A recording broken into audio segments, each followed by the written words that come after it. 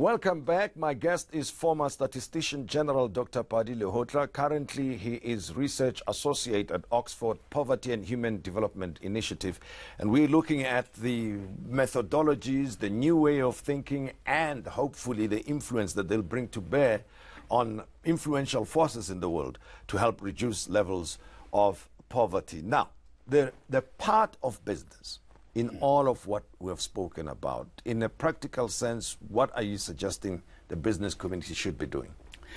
It's been a point of worry all the time that poverty cannot be eliminated by the taxes.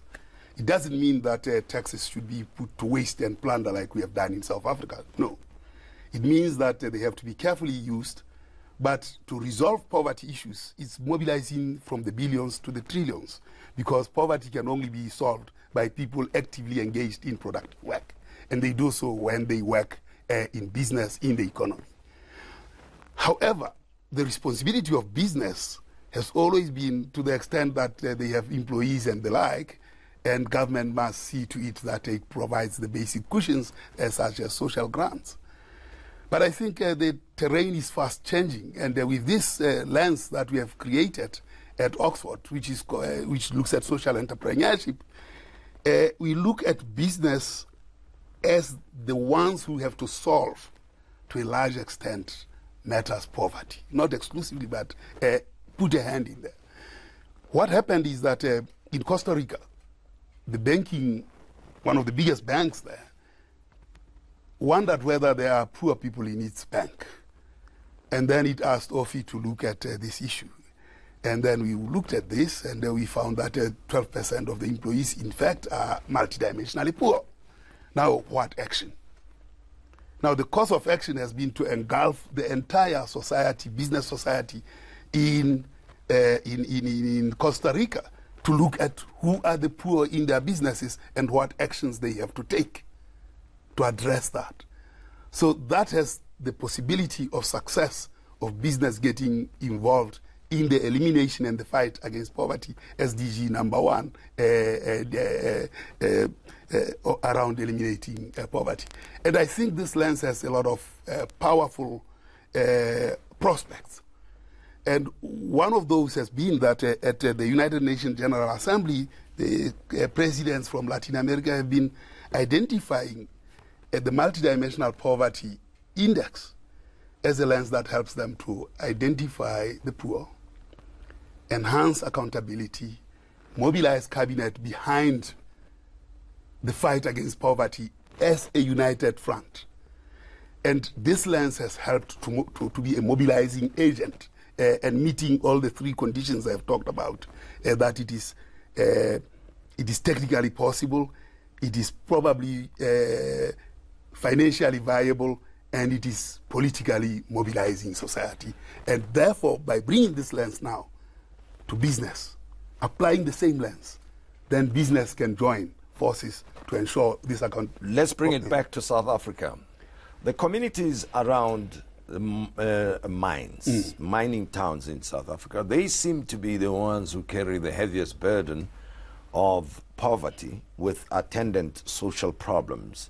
With this approach, how would it work in a typical mining town, for instance? With this kind of lens, the mining community, the mining bosses can use this lens to understand better the levels and drivers of poverty in the people that work for them. And then they can have focused strategies to deal with that. Think of a network of these strategies joined with NGOs and government. Then everybody across the landscape of South Africa can be addressed. The lens enforces accountability, enforces responsibility. You can't turn the other way in as far as poverty is concerned. And bringing business through its own employees, connected to their families, is probably the most effective way of bringing an end to poverty. And we believe that at UNGA, at the United Nations General Assembly, yes, it's politicians talking about poverty. We need to shift this lens to Davos, where then those who have the money can shift and mobilize from the billions to the trillions. And this SOFIA, which is short for OFI with a prefix so and A at the end, which is social entrepreneurship, including the procurement value chains. This lens is very, very, has so much precision and so much promise that poverty can be history in our life. It sounds like it's something that can be readily implementable in countries that are modern and relatively sophisticated. Now, countries without infrastructure but with a lot of wealth, and there are many on the continent, will probably lag behind and will take a long time because of the ready wealth that is available to those with serious enough political ambitions. And we know that, you know, the key driver, unfortunately, of political ambitions on the continent is more amassing of wealth than alleviating poverty. So I think combined with this is the measurement of wealth. I think we have avoided measuring wealth. We have been measuring inequality, and we have to actually measure wealth and look at who controls wealth.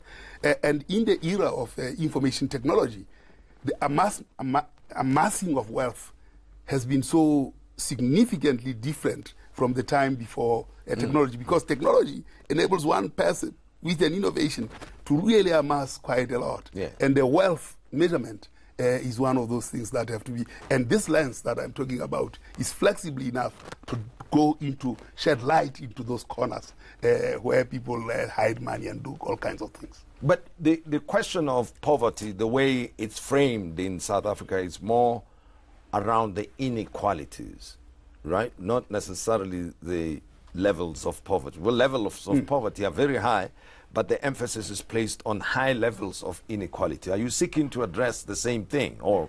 In addressing the high levels of income inequality, one has to look at wealth inequality, because when you look at wealth inequality, you'll see significant disparities, much even higher than the inequalities in income. So, and in the main, those who have the most are those who are business people.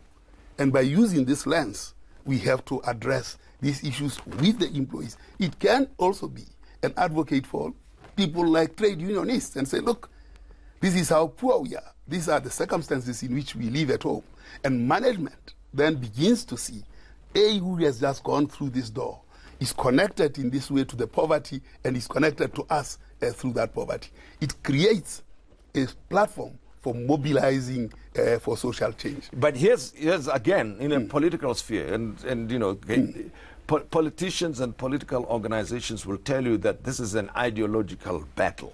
That if you want to deal with poverty levels, if you want to deal with inequality, if you want to deal with high unemployment, either you go the capitalist route or the socialist route, and everything else will follow from that. I don't hear you saying anything about ideologies. Do you think that there's anything wrong with the arguments that, you know? I don't think there's anything wrong with the arguments, the ideological arguments and the positions and postures that people have around ideologies. In fact, ideologies help to frame bigger issues for social change and mobilization. But I think what we have now is a practical way in which we have to address the hunger, the poverty, and not that automatically it will fit into an ideology. Ideology still has to exist in order to organize the thought processes of society and also engage intellectually around what will be the ultimate end of, or what is the evolving pattern of what we are dealing with. Let's analyze South Africa at the moment, today. And you tell me what the situation is from your point of view, using the tools at your disposal, and then propose the means through which we can deal with the problem. At this point in time, the tools at our disposal are both income inequality, I mean money metric poverty, that is money income poverty. We've got the multidimensional poverty, which has hardly been used by our government and our bureaucrats, unfortunately. And now we are leapfrogging into this business multidimensional poverty lens, which South Africa can also adapt so that businesses can start looking at poverty through this lens. It's done in Latin America, it's done everywhere, and we have always been saying as members of this office, the day we find a lens that business can use, we should be able to address poverty because we can catalyze from the billions to the trillions. We need to move into that lens as South Africa because it is possible to deal with the urgent task of eliminating poverty.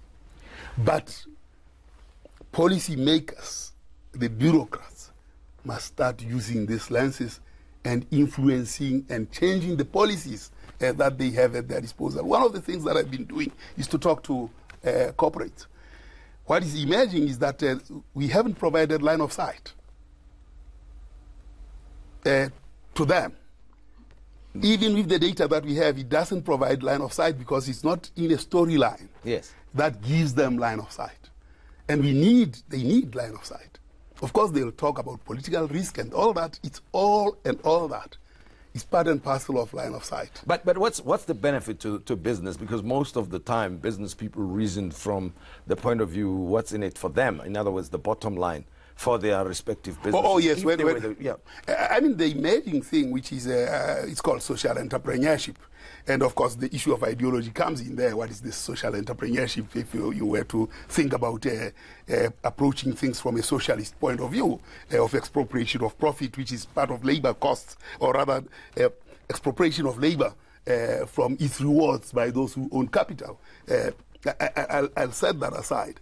But what is happening and what is becoming evident now is by influencing in a significant way, not as a matter of what is this called, social responsibility, in a significant way, ways of appropriating value chains, including procurement value chains, influenced by those who produce.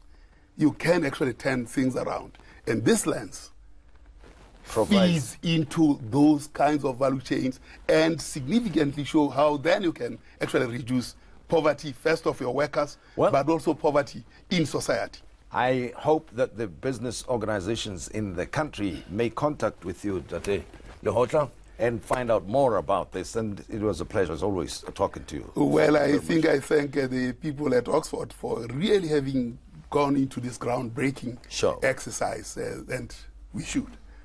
Dr. Pali Lehohla, the former Statistician General, who's also consultant to the Oxford Poverty and Human Development Initiative, has been our guest. And of course, business organizations, we're challenging you. See if you can pick this initiative up and implement. That's all we have for you, and thank you for joining the Modise Network. We invite you to tune in again next week from us. Keep well.